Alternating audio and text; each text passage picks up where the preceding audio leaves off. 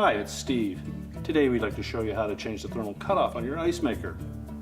Some models of ice makers will use a thermal cutoff to prevent the element from overheating the mold. It's a really easy job to change. Let me show you how we do it. Now to do this repair, first of all we'll need to remove the ice bin.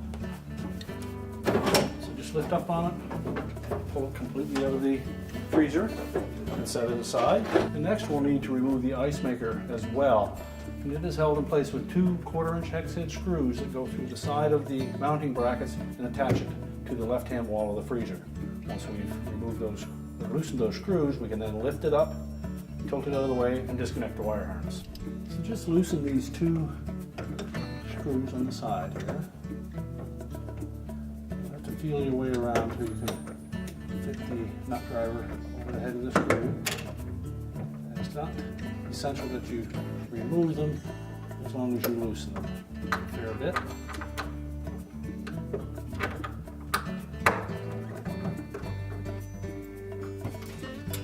So with the screws loose, we're just going to lift up slightly on that ice maker and then roll it clockwise, pull it away from the inlet tube at the back, and then locate that wire harness.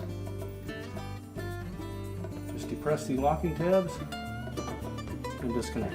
Now next we'll remove the cover from the front of the ice maker, and it's just a friction fit over there. So just pop that off. Then you'll note that there are 3 Phillips screws that secure this housing to the bakelite portion of that control. So we'll remove those.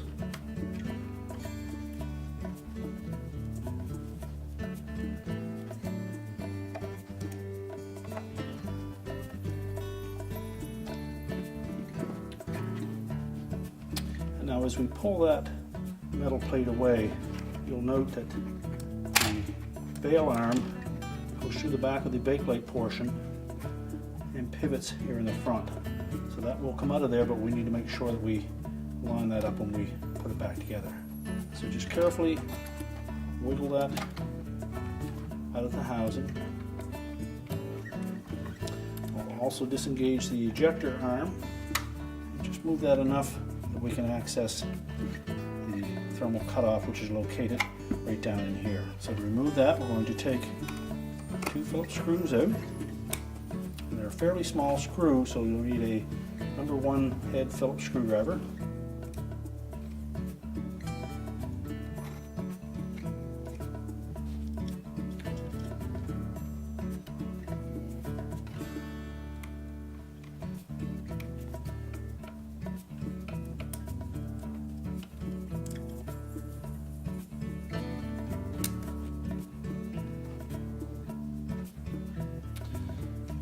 Now that we've moved the screws that secure the leads on that thermal cutout, you may also want to loosen the single screw that holds that spring clamp in place.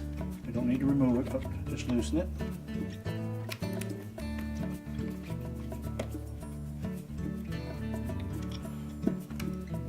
And that should allow us to pull that thermal cutout out from underneath that spring clamp. We're going to discard the old one, and we'll just carefully bend those leads enough that we can tuck that in underneath that clamp and just hold it in place and then retighten that screw.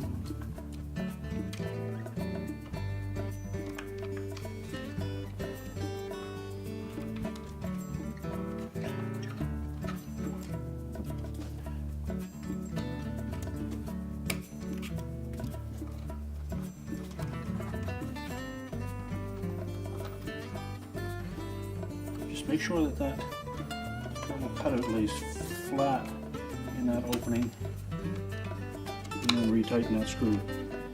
Then align the leads and reconnect with those 2 mounting screws.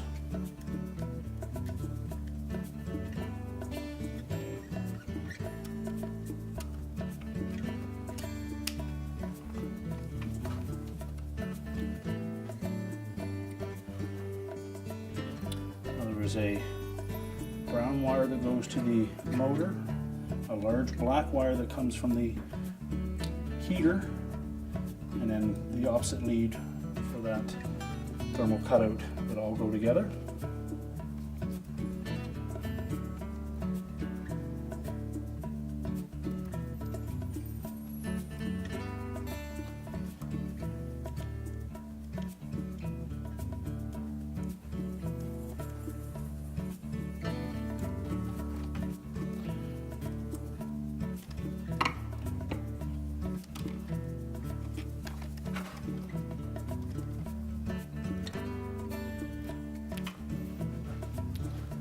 Now once we have those tightened securely, now need to tilt that front back in place, and as we mentioned earlier, make sure that this spring stays inside the housing and that we line up the end of that bail arm with the opening on that metal front plate. As well, we need to line up the shaft of the ejector arm. You'll note that it is a D-shaped shaft. And we need to line that up with the drive lug at the front.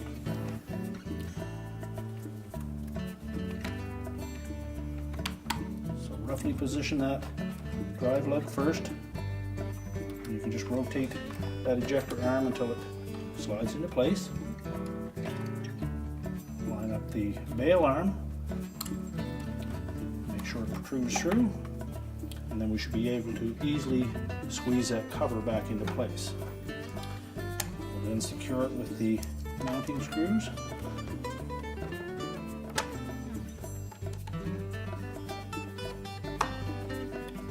Now that front cover should go on without any tension or bending.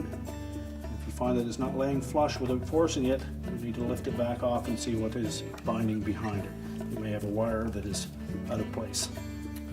Now with all the screws tightened securely, we can then put the faceplate on, just line it up and snap it in place. And now we can put the ice maker back into the freezer. Now when reinstalling the ice maker, once we have the harness connected, we do want to make sure that we have that inlet fill tube setting in this cup. So first of all, reconnect the harness.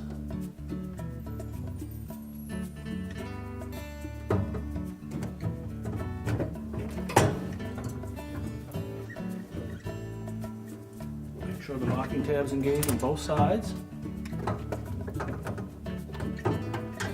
And then slide that fill cup in underneath the fill tube. Lift the ice maker up and hang it on the two mounting screws. And we'll go ahead and tighten those screws. Just slide that ice bin back in place.